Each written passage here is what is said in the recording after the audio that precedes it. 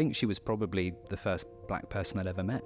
Oh, wow. Don't know if you've been to Devon, but certainly back in the late 80s, early 90s, it was predominantly white. And what do you remember thinking when you'd met your new mum or new stepmum? Stepmum. Remember thinking... Starting his life in Devon, titled as the creative one, since his memory can recall, led him to set the bar high for himself, a height that's not easily reached by all. Hi, I'm a problem, but I am here to help. Dear Simon. I woke up to message after message after message after message. Had no idea what was going on. I don't know what to say, like you said, I don't know what to do. I don't really understand the problem. I'll let the people who get it get on with solving it, and that is not the way forward. Do the work yourself so that you're not relying on black people or people of colour to have to educate you yourself. So that need to foster environments where people can either learn or ask the questions and not feel persecuted. For someone who's leading, who's facing feelings of imposter syndrome, what would be your advice to them on how to overcome it? The helpful reframe for me, certainly going into that position, was...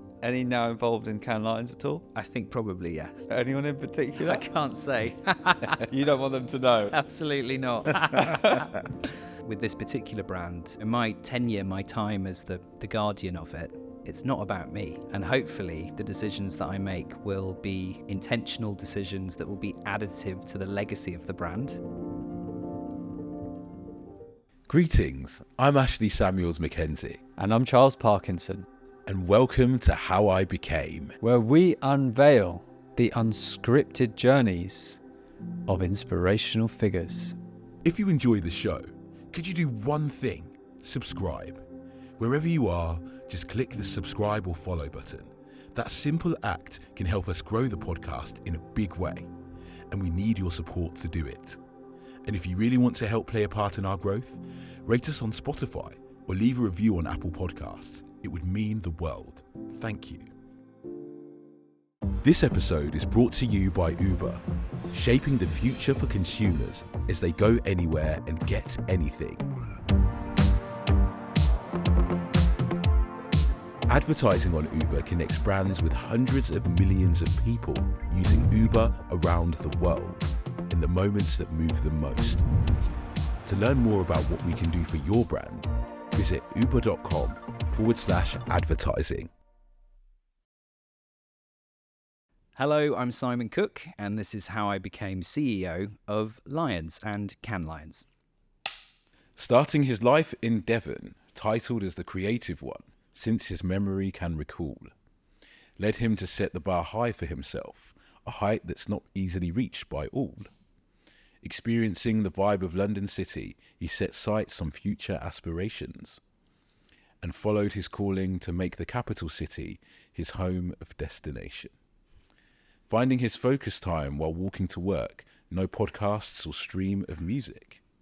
Could it be he found his calling, a love for the craft, shot arrows from Cupid?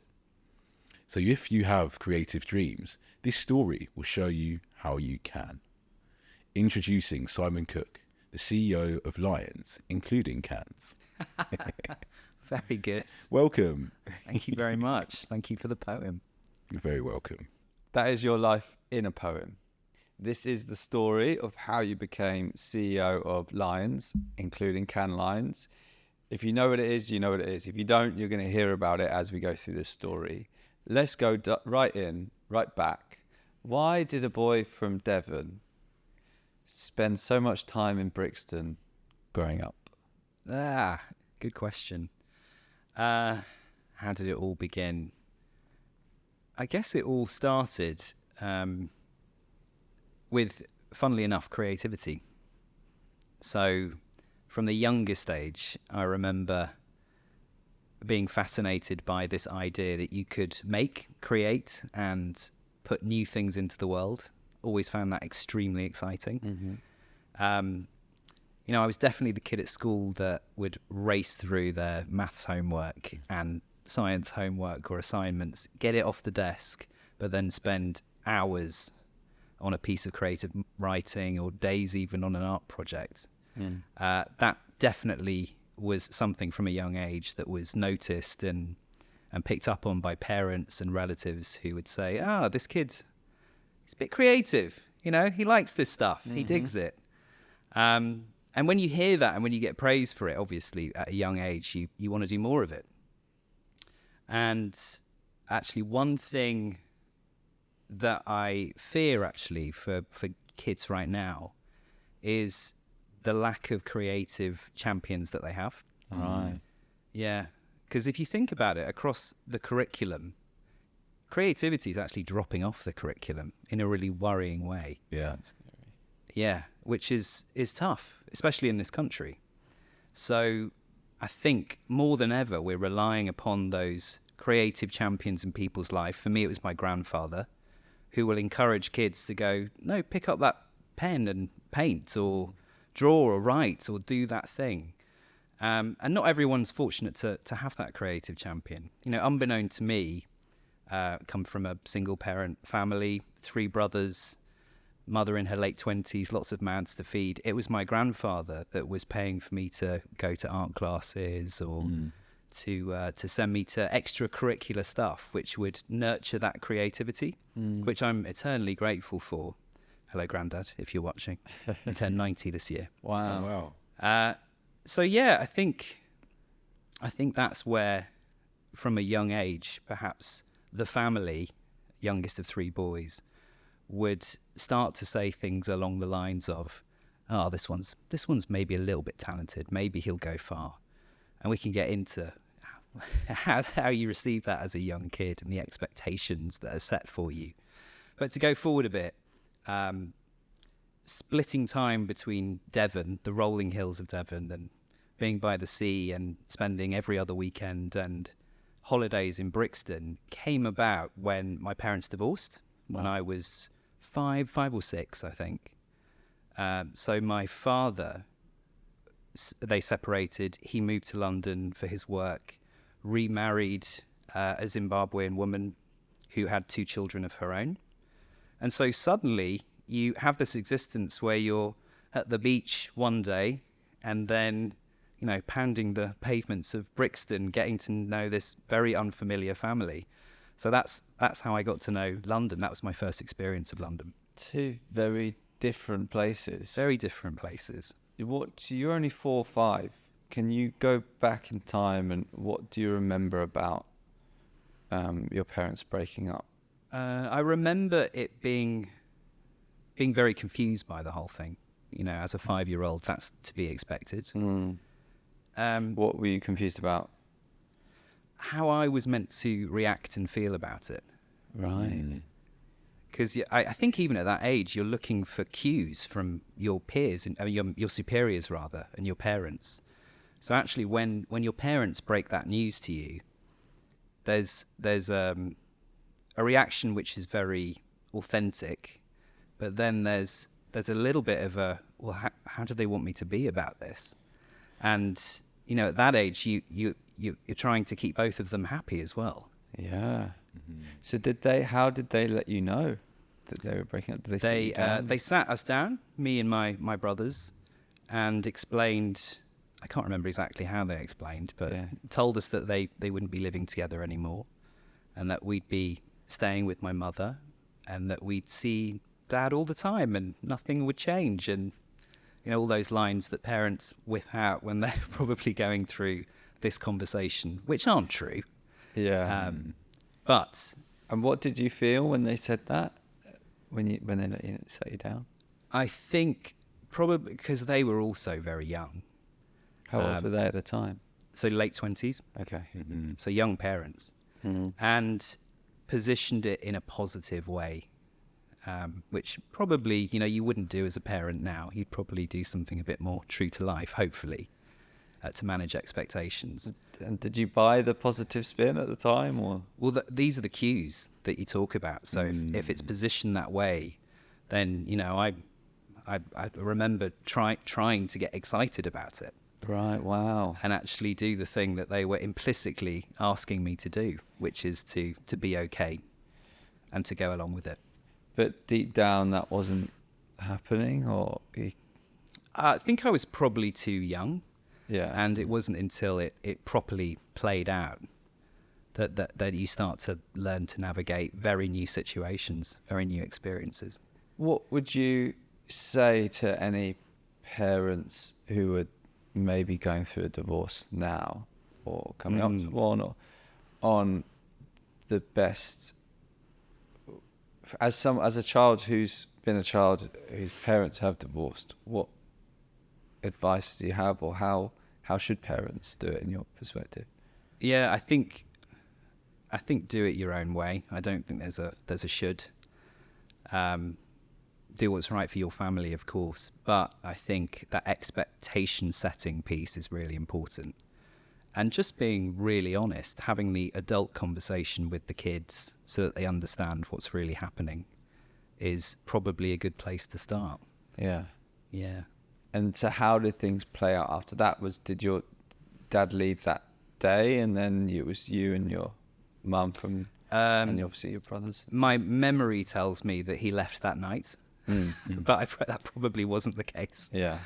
And so, yeah, suddenly it was 3 boys and my mum, who was a young mum, looking after us, doing the best she could. And then Dad, shortly after, remarried and moved to London. And so it was, tough time for my mum, tough time to be a single parent in the late 80s, early 90s. I remember being at school, actually, and being one of the only kids from a broken home, as they would call it then. Right. And feeling really different, which is odd, isn't it? Because today, what is it, 1 in 2 marriages don't work out? Yeah, Wow. 1 in 2. Yeah, Might 1 in be 2. higher than that Yeah. these days. Wow. Yeah. So you, as you said, so you would then visit your father and his new wife? Yep, stepmum. Yeah, and she's from Zimbabwe, as you mentioned. Yeah, originally from Bulawayo. Had been in London for, I think, about 20 years by that point. Yeah. And what did you learn about this kind of cross of cultures? Because it must have been very different to the setting you were used to back in Devon. Absolutely. The first time I met her was in Devon. Okay. And I think she was probably the first black person I'd ever met. Wow. Because I don't know if you've been to Devon, but certainly back in the late 80s, early 90s, it was predominantly white. On a white people. Plus I was 5 or 6, so my world and experience of people, that pool was quite small. True. Yeah. Yes. Wow. So she was the first, maybe the first black person you ever met. And what do you remember thinking when you'd met your new mum? Or new stepmum? Stepmum. Remember thinking how kind she was and how instantly attentive and how maternal she was and how much of a relief that was.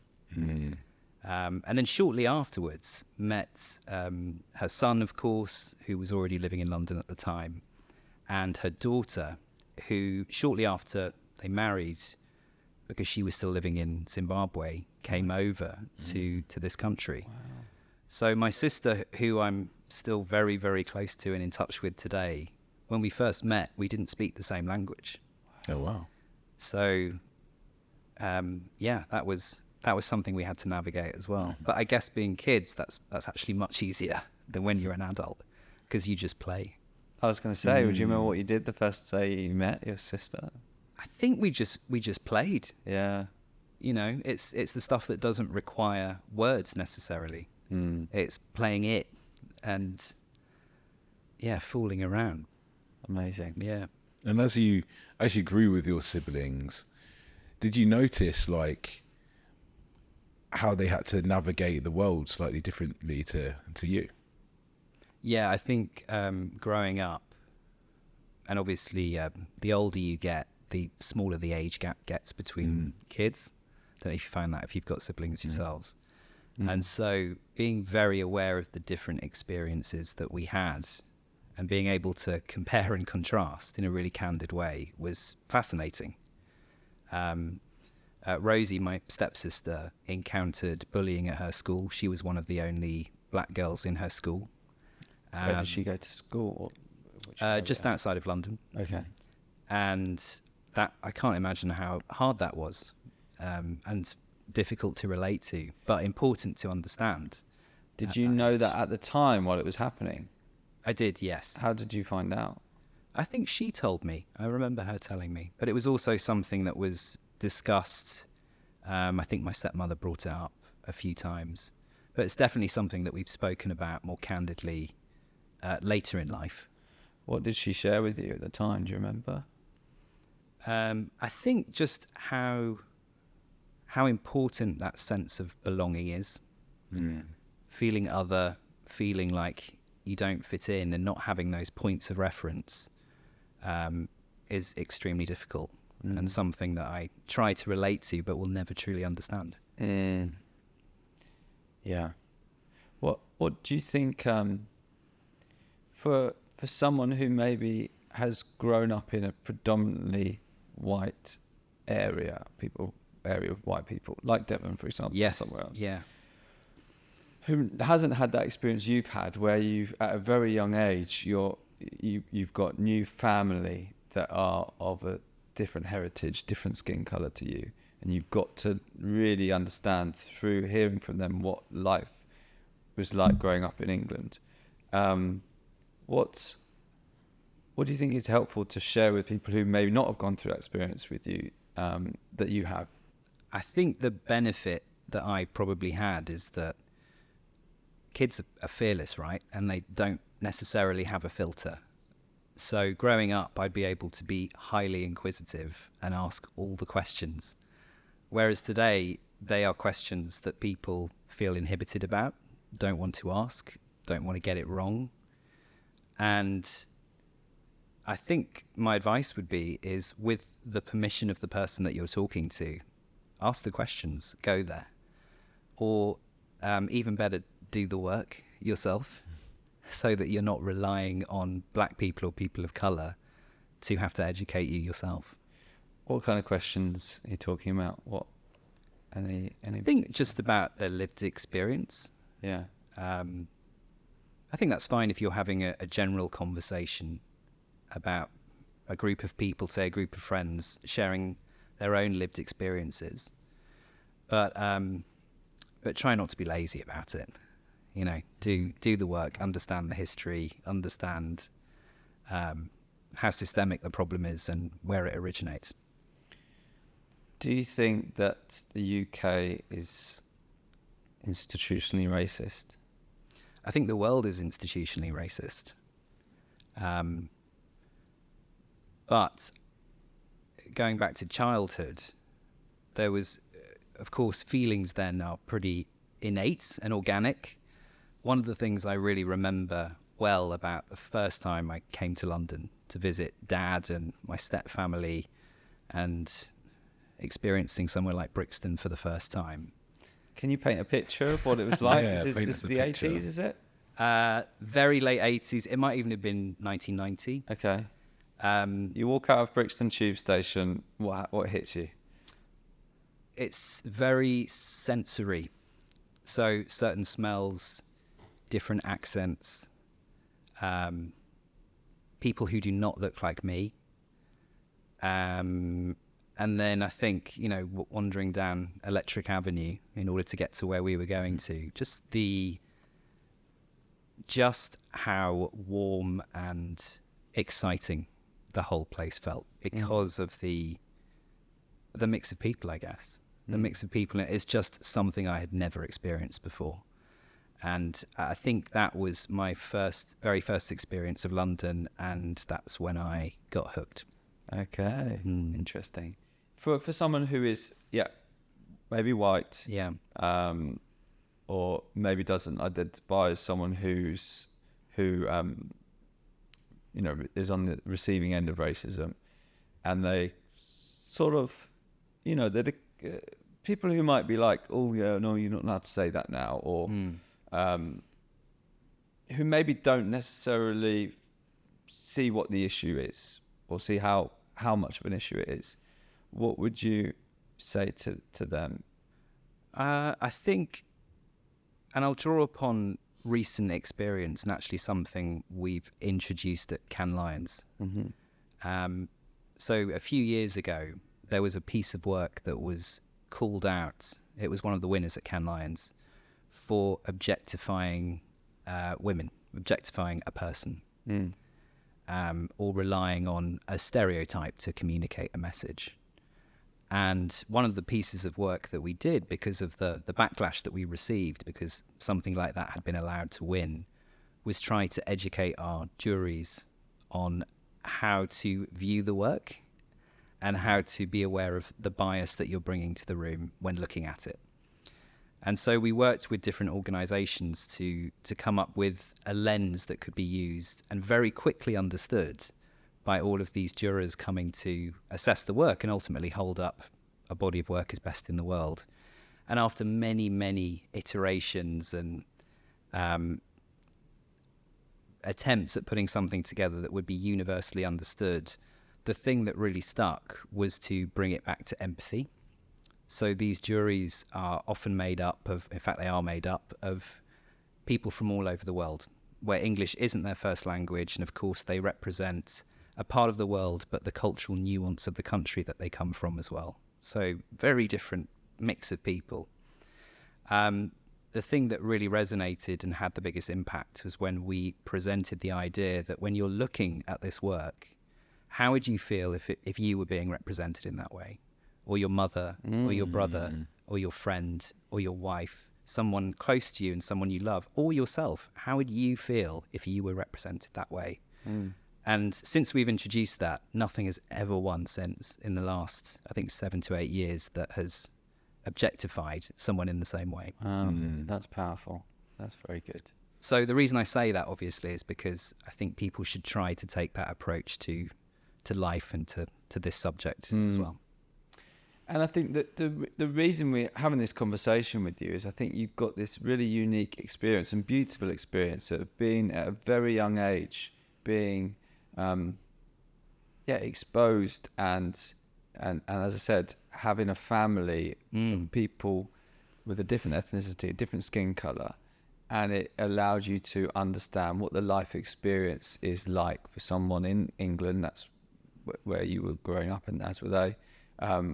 Of having a different skin colour, and what that experience is like. And I think that's maybe where people who are white people who haven't had that experience and maybe don't have many friends or have got to know people, some of them, it's hard for them to understand what's really the issue, and is there an issue, and is it that bad, or is it, and I think that's some of the issue we have in this country, is that the lack of understanding what that actual lived experience is like means that things don't change. Because if you don't think or don't realise how bad a situation is, and as we know, many people, the majority of people in powerful positions in this country are probably white, male, middle class or upper class. If they don't get what the issue is, then that's the problem. Totally agree. It goes back to, well, how does this affect me? And for people in those positions who may be middle-class white men, it doesn't. And actually, the avoiding the issue allows them to maintain the power that they have. So it's very complex. Yeah. And I think on the last point, in fact, we were on a Spotify panel not long ago, and I asked the room for all the white, male, middle class or upper class men to put their hands up. And 30 odd out of the 150. Right. Nobody did this, that's for sure. Really? Okay. And I said, you feel like the problem, because that's often what you hear. If it's a topic about diversity, inclusion, making the world a better place, the white male, middle class or upper class people are generally the problem. Maybe just white males, and including the lower class. We're going to create all these brackets now. But I think some of the issue is that if you feel like the problem, you're not necessarily going to want to turn up and go, "Hi, I'm a problem, but I am here to help. Yeah. Let me know how I can help." Often they back away because it's like, I don't know what to say. Like you said, I don't know what to do. I don't really understand the problem. I'll let the people who get it get on with solving it, and that is not the way forward. And I want those people, white male, middle class people and upper class, to feel like they are welcome. And if they are, simply ask, how can I help? And have that inquisitive approach you shared, a lot of change can happen. Part of the solution. It's that need to foster environments where people can either learn or ask the questions and not feel persecuted, because that's really important in this day and age where sometimes anything can get blown out of proportion very, very quickly. Yeah. When sometimes it's just a misunderstanding. Sometimes someone just didn't know that you're not meant to do that. And sometimes, in my opinion, sometimes you're not meant to do something, needs to be looked at again. In my opinion, I just think of like, there was that Eurovision, or not Eurovision, but one of those shows where someone wanted to be Drake. So they like tanned their skin or whatever. And there was a big uproar. But I always look at that and think, well, if you want to look like him, then that's how you look like him. Might just be me. I might be seeing it from a different lens, but I think if you want to look like someone and you go to that length, then you kind of do look more than them than if you didn't do that. Yeah. But again, that goes further into the trenches of like systemic racism and all that stuff back then, tokenism. So it's a very complex problem. But I think ultimately, if we don't take action on fostering these environments and fostering this education, then things won't change. There'll be more and more and more reluctance to change as people get scared that they'll step wrong if they say this or do that in the wrong way. I think there's also reluctance because to do what you just said, which is to create that kind of environment and to really establish psychological safety, is not easy. No. And takes a lot of time and energy and resource. And so it comes down to that as well. If you're a CEO of a company and you're aware of how much time and energy that takes, plus you are in an environment, perhaps even in a sector where your job is also about driving the performance of the business, sometimes there isn't an obvious connect between the two, between creating an environment of psychological safety, because it will also lead to your business performing better in the market as well. And I'm not sure people really believe that or don't want to get into it because they'd rather focus on tried and tested methods. I see. You go to university. I did a long time ago now. And you're in your final year. For anyone who's been, it's like, or anyone who's had a deadline will know what this is like. You've got your dissertation to hand in, probably thousands of words. Would they call it finals in America? I'm not sure what the conversion Possibly, is. yeah. Final paper, yeah. something like that. And it's a stressful time. And it's during this stressful time where you've got lots to get done and get this paper in a deadline, you find out some news, family news again. What do you remember about what happens? So it was the breakdown of my parents' marriage again. So my dad and stepmother separating when I was early 20s. So, been through this before, but I'm a very different person in a very different place. Yeah. What did you think? How did you find out the news for this time? Through both of them, actually, separate conversations with both of them, and a very different experience from the first time. How did you feel this time? What was going through your mind? I was thinking, gosh, I wish I hadn't left my dissertation this late, because I've got a lot to do, but also this is terrible. This is terrible. I obviously want to be supportive and there for both parents. Because it sounds like you had a really good relationship with your stepmother. Yes, very good. So a really difficult position to be put in. Where do your allegiances lie? Again, if you're giving advice to parents, even if your child is maybe in their later teens or early 20s, maybe try not to include them as much as you can. I think because the perception is that if you're in your late teens or early 20s, that you don't need to be shielded from everything that's happening when you have a relationship that breaks down in a complicated or not acrimonious way. But damage can still be done even at that age. So just think about how you can.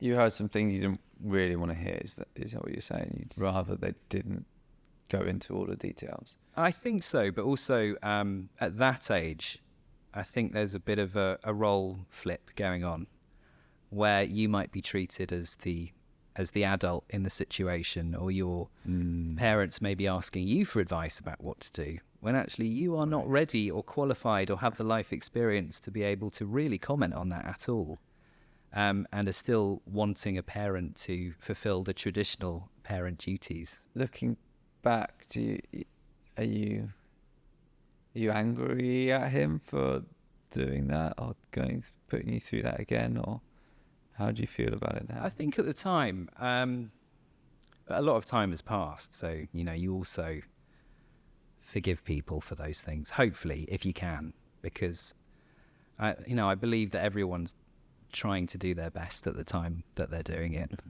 so it's not helpful to hold grudges in that way.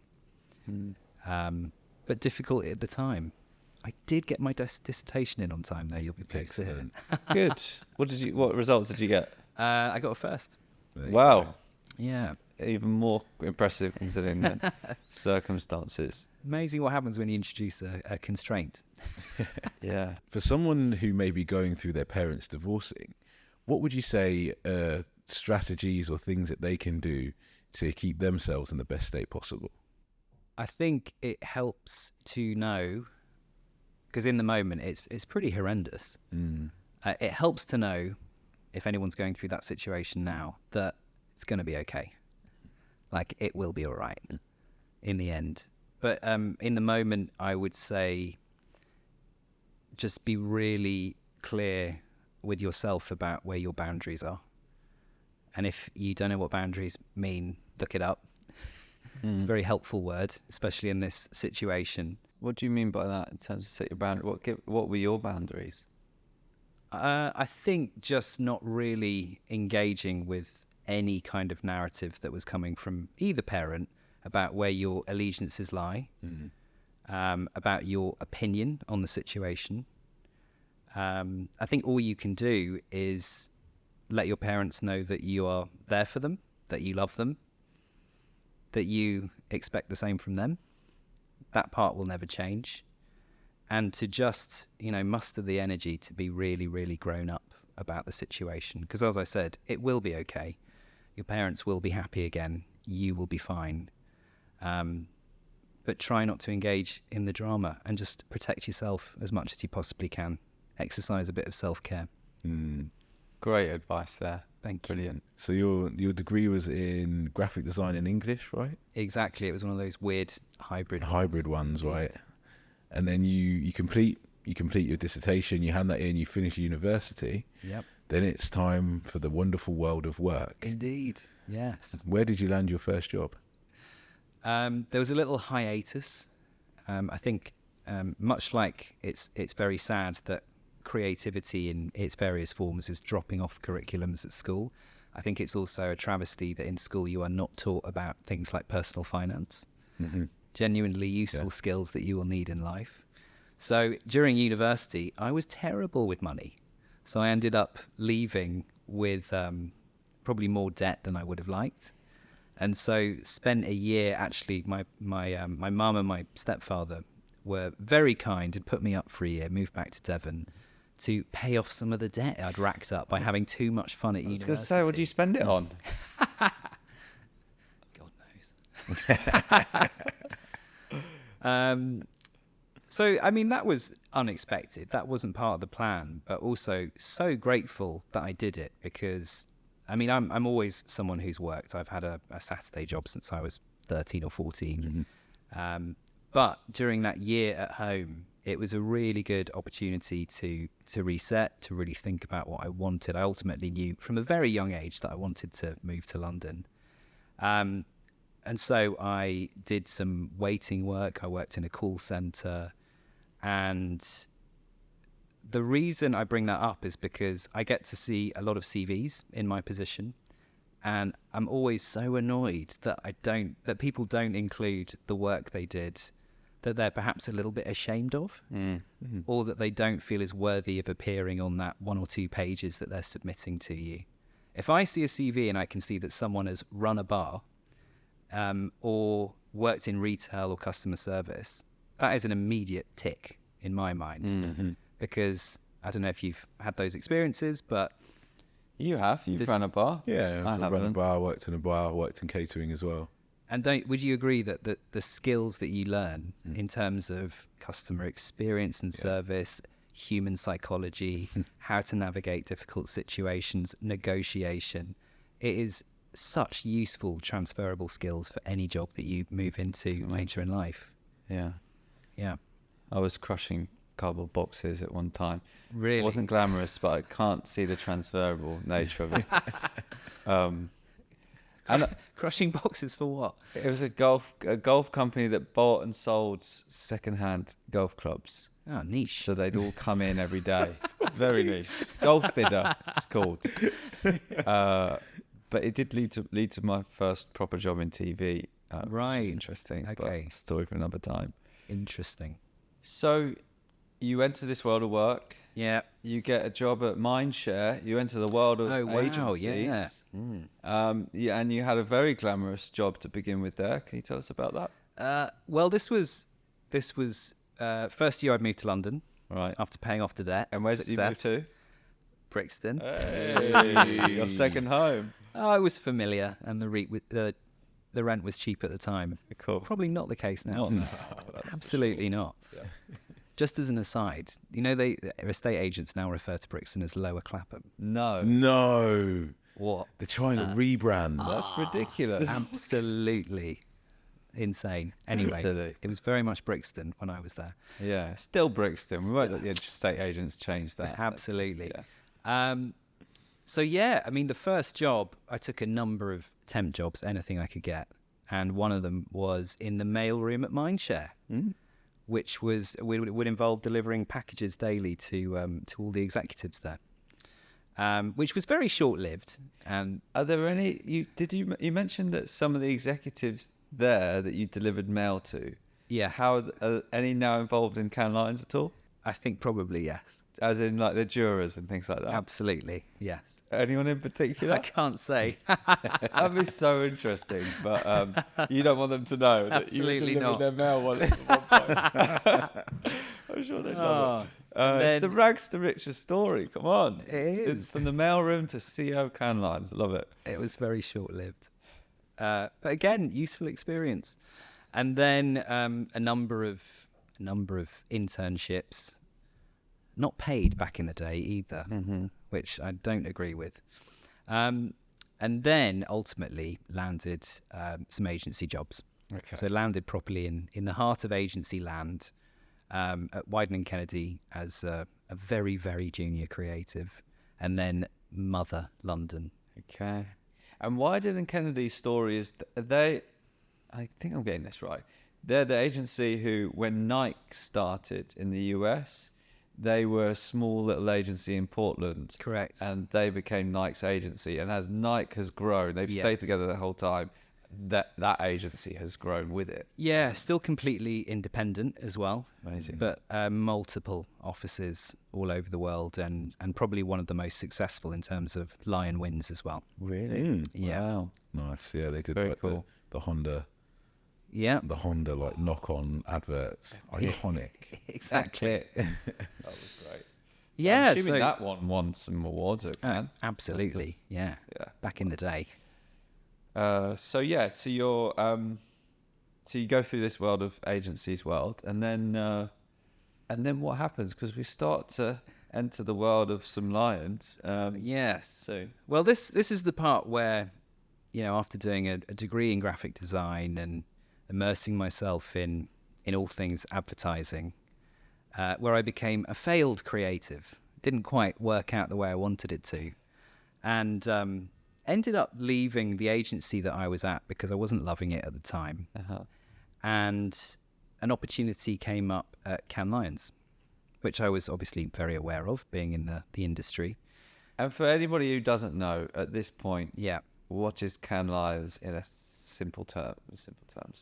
Back then, when it was, it was just the event, the festival that takes place in June every year. It started off as an awards. an awards recognising the best advertising, now branded communications in the world. It started in Venice, moved to different locations for a number of years before landing in Cannes, of course. That's where it gets its namesake. South of France. Absolutely. And the awards still very much the core of our offering, and run to this day. When it started, there was one lion. Today we recognise everything from craft and creativity right through to business transformation and e-commerce. Right. So it's really the full breadth of creativity. But then around that, over the years, we've created a content program. It's a destination for every different facet of the industry now. So it's agencies originally, but now brands, media owners, technology companies, and entertainment people. So it's a real convergence. And it's also somewhere where people come to learn and network and do business. And it takes place every year in June. It's in just a few weeks. Not far, not a long way. Yeah. Ashley and I went for the first time last year. Amazing. Had an absolute blast. Yeah, it was incredible. It was even better than what I expected. I felt like I was on holiday most of the time. Wish I had that experience. I know, yeah. We just get to lap it up. Walking down the strip, with all the parties and things conferences to do. in the day. There's just some work gets done. Yeah. Absolutely. But in the evening, it's just like, where's the big party tonight? Oh, it's Google. You got to be at Google tonight. Spotify, Wednesday night. And it's just, who's going to be there? You're texting people. Can you get me in here? And there is a lot going on. Yeah. It's a vibe. And as you said, it's in many ways it's a place to meet new people, obviously, from all over the world. But it's a reunion. Yeah. And it definitely felt like that after the pandemic. Right. Because for some people, it's the only time they actually come together and see those people. I have friends in London that I only see in Cannes once a year, which is just ridiculous, isn't it? Wow. We had that experience when we went to the campaign party, which is an advertising magazine news, one of the biggest news outlets in the industry. And it was like a How I Became reunion. Yeah. You just saw so many guests. All your former guests in one place. It was like, excellent. It was, really lovely. So it does feel like it's a big community gathering. I had organised a dinner a couple of nights ago. And, there's probably 4 people I'd met in Cannes. Really? Got to know each other since. And, it's awesome to meet new people too. Well, I look forward to seeing you there in a few weeks. Yeah, we'll be out there, vibing, having a good time. It was quite a moment at the closing party. We bumped into Phil, and it was just before the fireworks went off, and he just you had a sip of his drink. He said, "Oh, the fireworks are about to start." That's his favourite part. Yeah, and that's like the end, right? And we're like, wow. And we spent a moment just watching the fireworks with him, and it was really, really cool to kind of be a part of that moment. It's a very significant moment for the team, that moment, because that's officially the end. Yeah. I could really, honestly, Sense of achievement as the fireworks go and off. watched It's very it nice. start to finish, no chatting to other people, and you say, wow, he's really having a moment. So it's quite special. We should say, this is a great time to say, if somebody wants to hear the story of Cannes Lions, you can listen to Phil Thomas's episode, which we released last year, where who is now the chairman. He's the chair of Cannes Lions, and now the CEO of Essential PLC, which is our parent company. There we go. Yeah. So you can have a look at that episode if you want to hear more about the backstory of it and everything. Yep. So yes, that's a bit about Cannes Lions. So you go for an interview? I did. Yeah, an opportunity came up for an entry-level job in what was then called the entries department. Okay. So it was where all of the submissions from all over the world get entered to be prepared for judging at Cannes. And I thought, well, a great stopgap before I figure out which agency I'm going to move on to next. But also, what an amazing opportunity to see thousands of pieces of work from all over the world and be exposed to all of that inspiration. Yeah. And also, I'd heard a lot about Cannes Lions. I'd never been. I thought, well, maybe this job's going to be bit glamorous as well. It's in the glamour of Yeah. Cannes. Yeah. Little did I know, on the first day when I arrived in the very humble basement offices that we then had back in the day, where there was just 30 people running the whole thing. Wow. First task on day one was polishing the trophies, boxing them up and getting them couriered out to people all over the world. What a way to start. What a way to start. Set the tone for the next 15 years.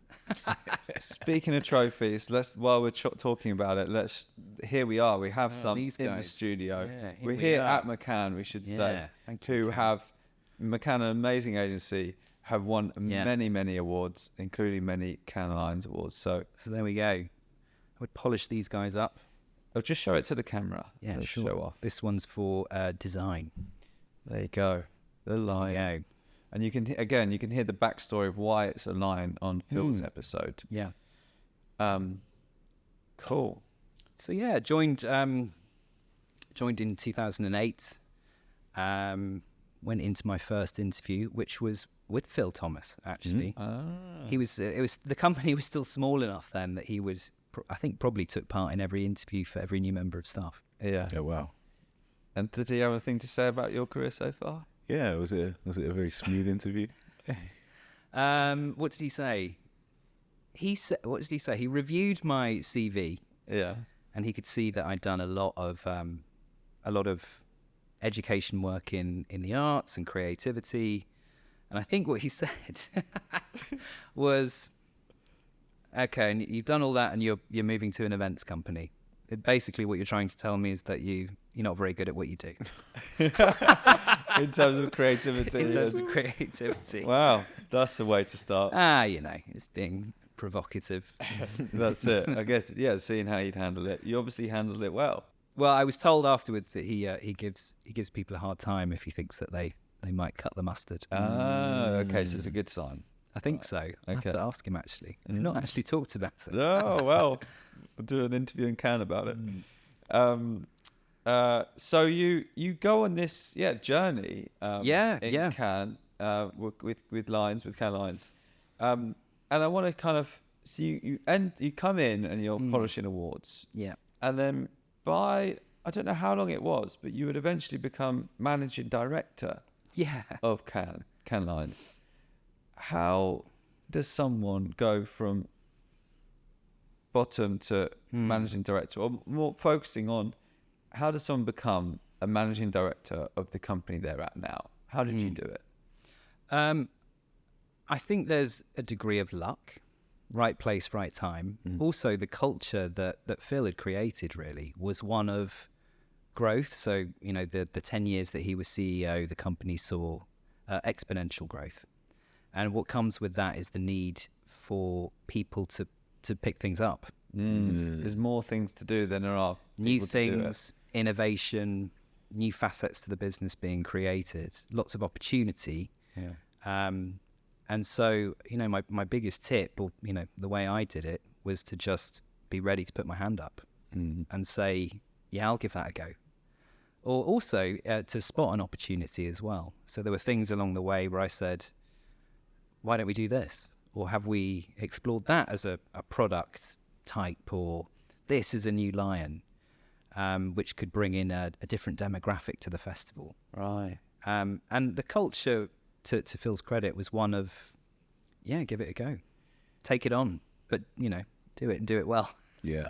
Did you know that Phil said that in his interview, that that's one thing he did in his career that was helpful by putting his hand up? No, Yeah. I didn't. No. Did he say that? Yeah. Right. So it's interesting. It's obviously, like you said, it's obviously intentionally something he fostered as part of the culture and something you tapped into and worked well. Yeah, and I think, for anyone in a similar situation, then I think it becomes about your reliability and your reputation. Yeah, you can be the one who goes, yeah, I'll do that. But if you flop every time, it doesn't Well, work. if you get distracted or you don't follow through or you're not focused, Yeah. then the next time you go, I'll do that, probably your boss is going to be. Anybody else? Fancy it? You've had quite a lot now.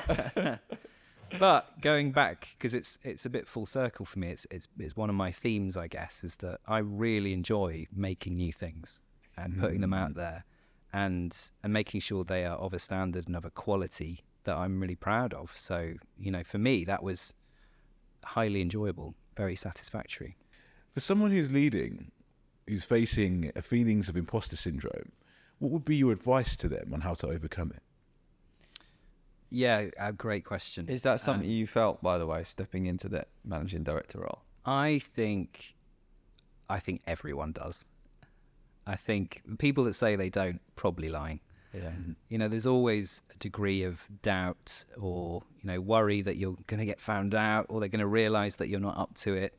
I think the helpful reframe for me, certainly going into that position, was, no, wait, Si, remind yourself, you're someone who really likes to learn. And so actually, yes, you can't possibly know every element of this job, but you're going to learn. So rather than see it as a hindrance or not being qualified, it's really about, well, you're going to get there. The other thing I would say going into a job like that is ask for help. Make sure you have a great personal boardroom of people who can really help you out with the bits that you couldn't possibly understand. And I certainly wouldn't, because I'd never run a company. I'd never even seen a P&L before. And my experience, let's face it, was quite limited because I'd been at Cannes Lions for a really long time. And these are all things that came up in my interview. I was going to say, what was the response for you stepping up? The man who was polishing the awards not long ago, I don't know. How long was it between joining and stepping up to MD? About 10 years, I think. Okay, yeah. So which is kind of hard because that's, people get to know you as the person who came, or some people will know you as that early. What was the response to people in the company, you applying for the role? When it was announced, people were very, very kind, very generous. And, well, to my face at least, were very happy for me, which was a good sign, and a nice feeling from the outset that people were behind you. I think if you get it right, it's always nice to be able to back one of your own. Yeah. So it was a good story. And so specifically with the managing director role, what do you think makes a good managing director?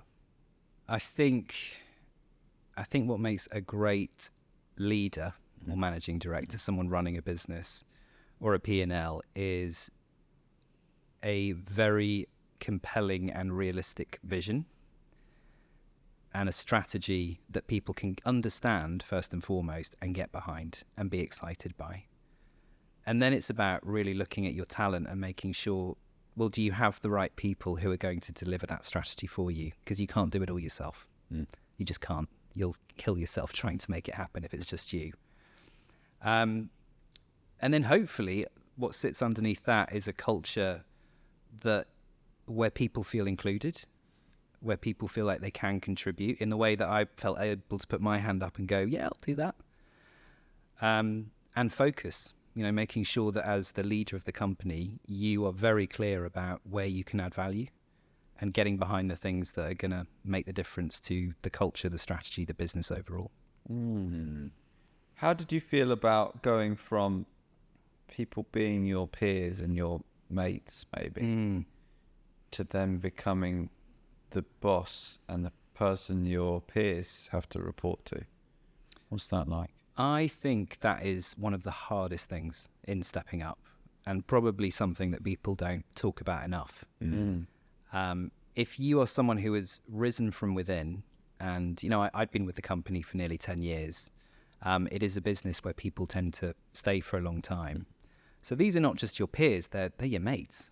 Go to the pub. They're your froligs. And so making that transition and stepping up is weird for you, it's weird for them. And I think unless you address it head on and have a very deliberate reset moment with those people, it's going to trip you up. Because if you haven't got expectations nailed from the outset and what you're going to need from each other, and also the ability to continue to check in and say, is this working? Is that right for you? This is what I'm not liking, that feedback loop, then you can get into quite messy territory, I think. Can you give an example of how you didn't handle it well? I think there were a couple of examples where I didn't do that. And that's the learning. Because you think, because they are your friends and your colleagues, you know each other really, really well. That's the other thing about events as well, is that it's an incredibly bonding experience. You get to know people really quickly and quite deeply. Yeah. And so you think you know people, but then you've never managed that person before. It's a completely new dynamic. And so by avoiding having that conversation, that's where you get into messy territory, because you've got misaligned expectations about what you need from each other and what the expectations are. And quite often you need to have that conversation and that dialogue to even realize what you need from each other in the first place. Otherwise it's sort of organic and meandering, and you don't have a shared goal around what you do together as a partnership. I see. Yeah, like how the shared vision of how the dynamic is going to work in its best, right? Yeah, I think for anyone working in a partnership, I mean, I did it with Phil when we started working together as chair and CEO. Have a session, really dedicate some time to how you're going to work together and how it's going to be effective. You know, what the rules of engagement are. Just sets you up for such a healthy relationship. Any advice on that, on what kind of rules for engagement work well? Like, what do you mean? You're like, okay, don't WhatsApp me anymore. You have to send me a message on Slack. For example, how do you... Mine would be more of a WhatsApp, if I'm honest. Okay. Any examples? On the rules of engagement. For example, it seems like such an easy thing to do, and something we should be doing with everyone we work with. But just verbalizing, I'm always going to be honest with you. I want you to always be honest with me. That radical candor and giving permission for each party to do that is transformational for the relationship. So 2022, we get to a very difficult moment, it seems. You're CEO of Cannes Lions. Tell us about the day you woke up to a lot of notifications. Yeah. A letter gets written. It's directed towards you. It starts with "Dear Simon." Ash, do you want to read it? Read what the letter says. Dear Simon, it's possible that most Brazilian creatives you know are white, but the truth is that more than half of the Brazilian population is black. So why among the 24 Brazilian jurors chosen for this year's Cannes Lions, only one person is black? We understand that it is not an easy task to select a jury, and that many factors need to be considered. But we, as an industry, are lagging in making the urgent changes that are needed to push this industry forward. We cannot remain silent about the lack of inclusivity and representation that is plaguing not only Brazil's creative potential, but the rest of society. The creative and ad industries in Brazil have made immense progress over the years when it comes to the inclusivity and the empowerment of black creative professionals. It would be a shame for an international organisation like Cannes Lions to not match that progress in their jury selection. The question that we have for you, Simon, if Cannes' criteria do not consider inclusivity and representation, then might the criteria need to be reconsidered?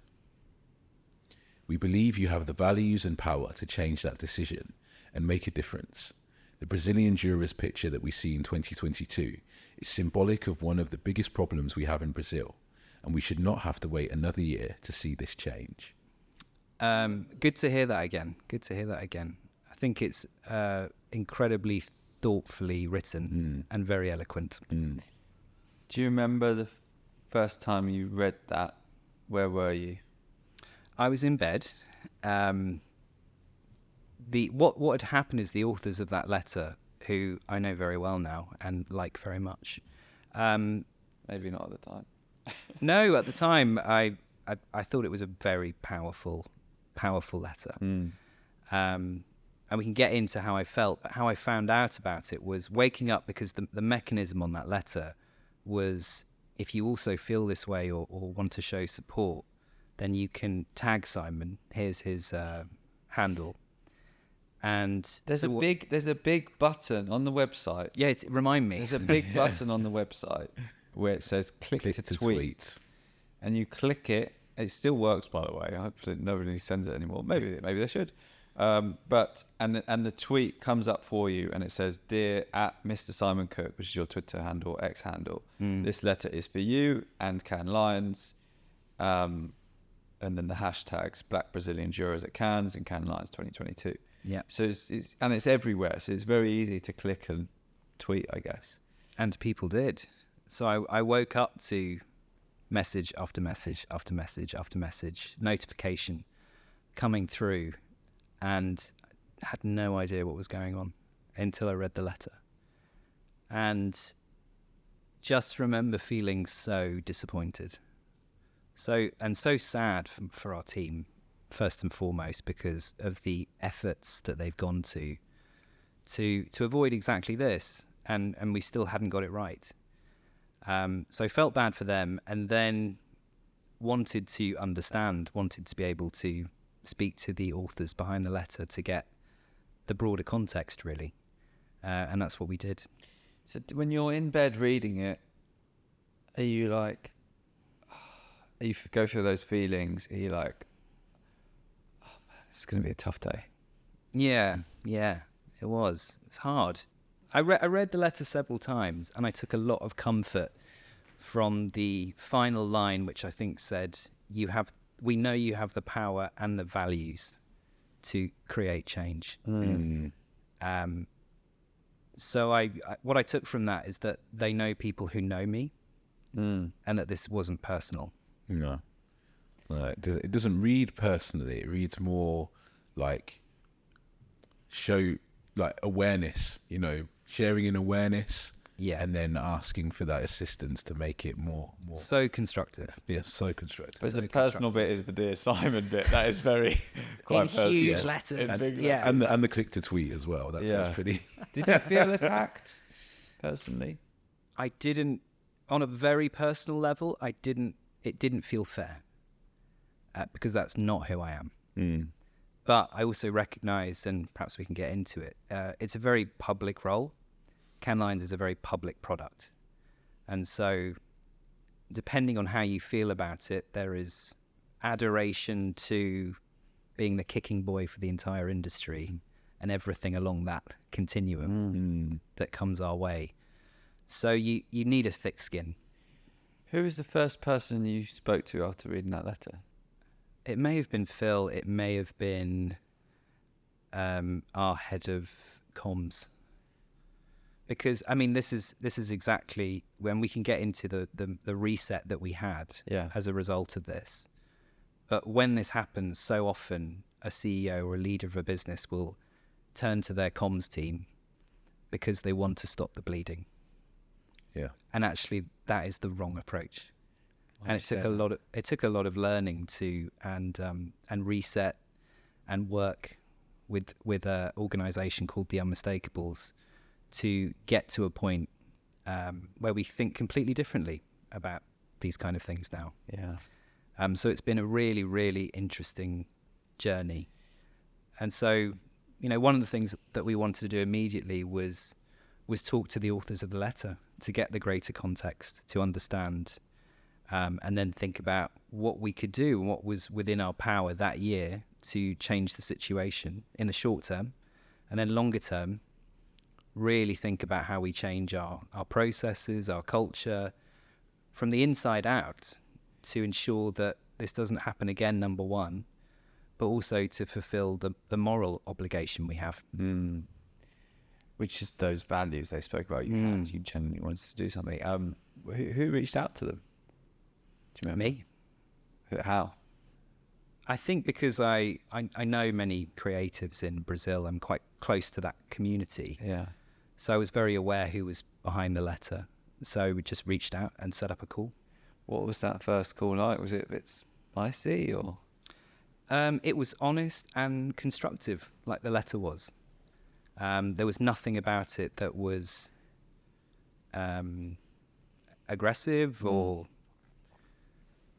these were just people that really cared and wanted to raise something, rightly so, that was very important and wanted to be a part of the solution as well. Are you glad they wrote the letter? 100%. Why? Because it was the catalyst for a huge piece of work which we undertook and are still undertaking and will continue to undertake about how we put diversity, equity and inclusion at the heart of Cannes Lions. So that involved, first of all, me going to Brazil to meet with the communities there that we currently don't have access to better understand the context. It was rectifying the situation as much as we possibly could for that particular year with our jurors, enlisting the help of the Unmistakable. I don't know if you know Assad and the team. Yeah, no, Assad well. Shout out to get him to on him. the podcast. To become our thought partners on this, because we were out of our depth and we had a lot of learning to go through. And they conducted an audit of our entire business from the inside out. So what we didn't want was to just get a comms plan from them about how to deal with this in a reactive way. We needed to go really deep into the business itself and then understand how we could reset it in terms of our culture, our product, the potential impact that we can have if we get it right, but also to address the moral obligation as well as the business obligation. Okay, so yeah, it wasn't just surface level, how are we going to change our comms, it's get into the mechanics and the engineering of the company. And so the name of the company is the Unmistakable. Yes. And that's how people can find them if they search Unmistakable, if they want to work with them to change the inner workings of the company to make a better world, let's say. And I can't recommend them enough. Awesome. So yeah, you make these changes. Yeah, and still we still are. Yeah. You know, the biggest thing with our juries, which are the most representative they've ever been today, is an ongoing journey. You know, we are striving to make sure that our juries are representative of society and not reflective of the industry, because as we know, the industry has a long way to go. Yeah. Well, I think, credit to these people who did this, because they've sparked some really positive changes in the industry and in Cannes Lions by doing something really that has made an impact. And that's quite hard to do. You know, it's quite hard to actually do things that do make a meaningful change. It's easy to talk about things, but to do something, which seems kind of strange speaking to you about it, because it was the way they did it was quite direct with you, but it worked and you're very happy about it, so everybody's happy at the end of the day. I'm glad it happened. Yeah. At the time it was hard. Did you go through your process? You know, hit yourself on the back, and then what are we going to do about it? I went straight to number 2, I think. Okay. I went straight to poor old me. Yeah. Good. Okay, and now we are in Models for success. now we're in 2024. We are. When people listen to this, everybody's going to be vibing up for Cannes Lions. It's going to come out the week before, so everyone's going to be planning to hopefully get their flights that arrive on time and don't get delayed. Fingers crossed. Last year was the strike. Ashla arrived on. Did you miss flights? Did you? Yeah, I ended up marooned in Luton for 2 nights, Oh, and then mate. I landed Living on the the dream. Wednesday. What would you prefer, Luton or Cannes? It's a tough one. Luton's had a good refurb, actually. It didn't look like the worst place I've been. But maybe not as sunny. That's the only difference. Yes. No, fingers crossed for efficient, frictionless transport to Cannes this year. Yes. So yeah, talk to us about mental health. Yeah, you have a really interesting way to starting your working day via walking. Oh, right, yeah.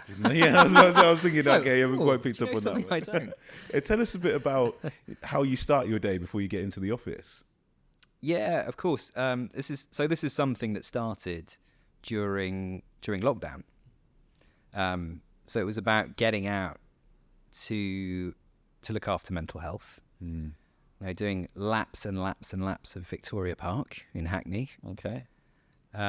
But then it's just become part of a practice that I do, and it's multi-purpose. I have to say, it's definitely for mental health, but also we live really busy lives, and our thoughts are interrupted constantly, and our attention spans, let's face it, are not in a great place. And so having the opportunity to extend a thought or literally take a thought on a walk is so important, especially if you work for a business where you think your growth ultimately comes from innovation and creativity. Because as we know, I can't remember who the quote came from, but there's that famous, I think it's more of a meme than a quote, where it says, creative people need the time to sit around and do absolutely nothing. I'm paraphrasing, which is quite provocative, but the underlying message is important, which is you only get to your best creative problem solving and solutions by taking the time to really reflect and to think deeply about a problem. And that's really difficult to achieve in a day that's normally back to back. So I'd love to be able to say it's to avoid the perils of the central line, or to do it for exercise purposes entirely, but mostly it's for mental health, and also to be able to think.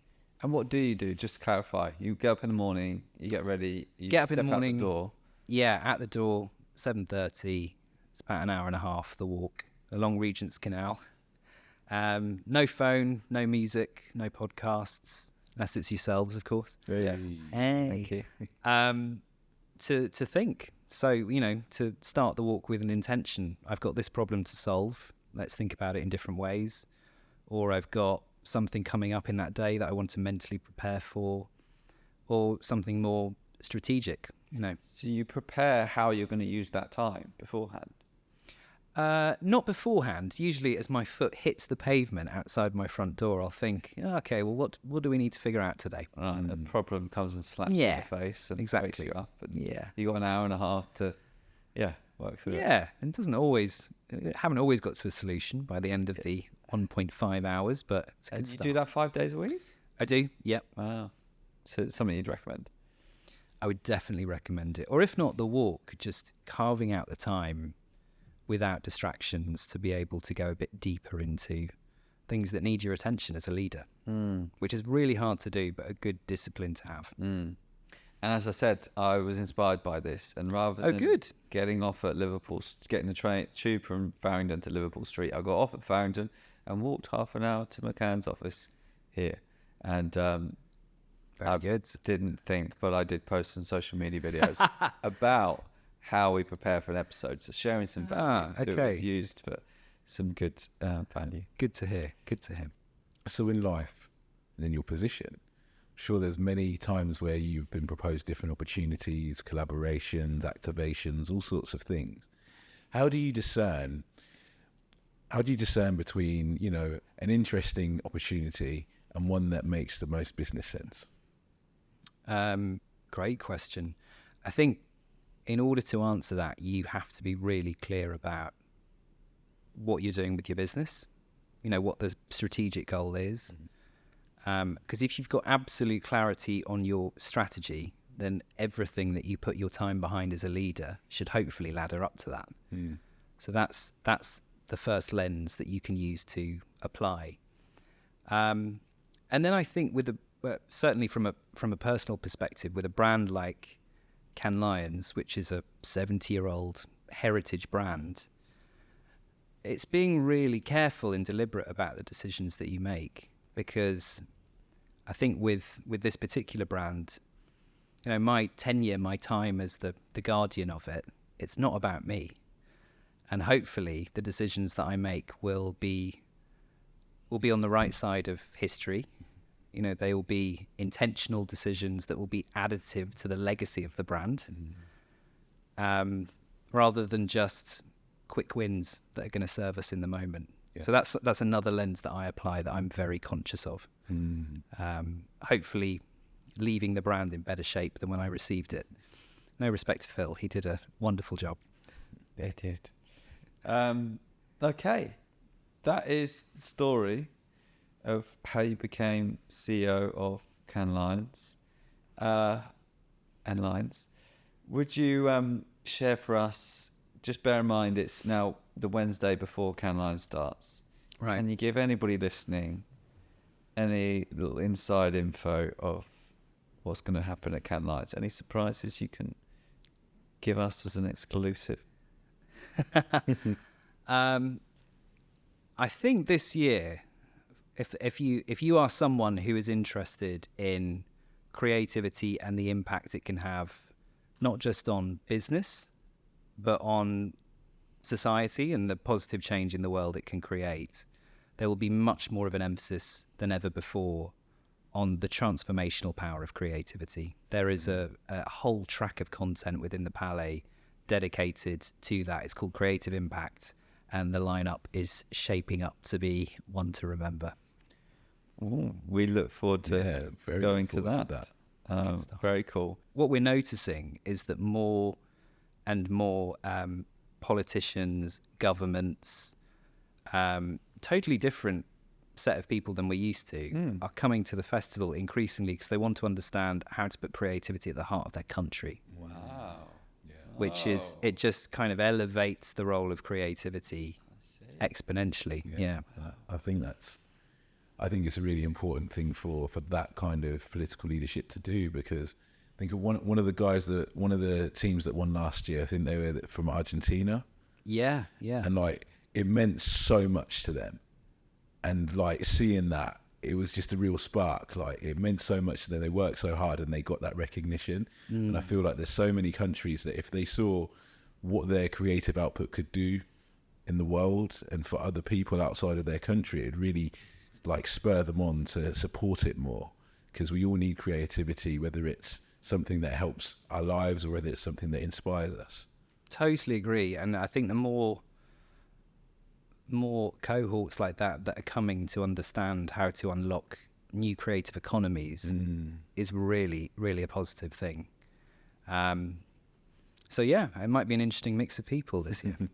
People can follow Cannes Lions at Cannes Lions, I guess. Indeed, yes, media. Absolutely. Look out for updates in the lead up. Right, yes. Find out which other presidents are going to be on the ground. Yeah, a few more last minute exciting speakers to be revealed. Oh, okay.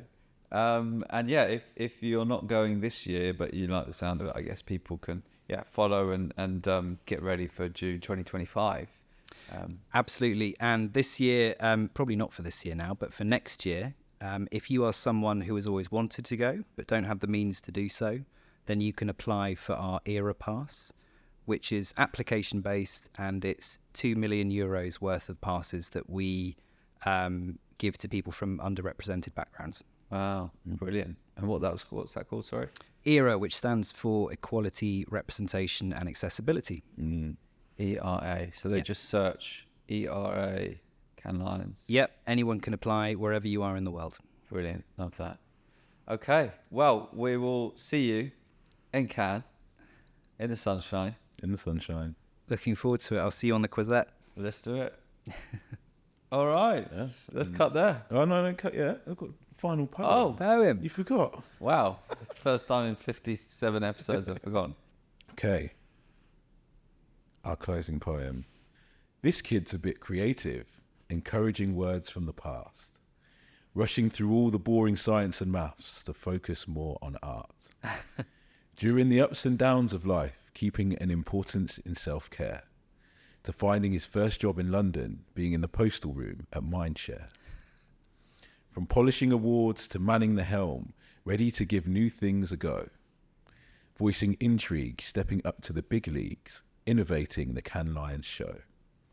To get the greater context, developing culture and inclusion is an ongoing journey. The helm of celebration and creativity and awe. I must say, Simon Cook, you are deemed worthy. Very good.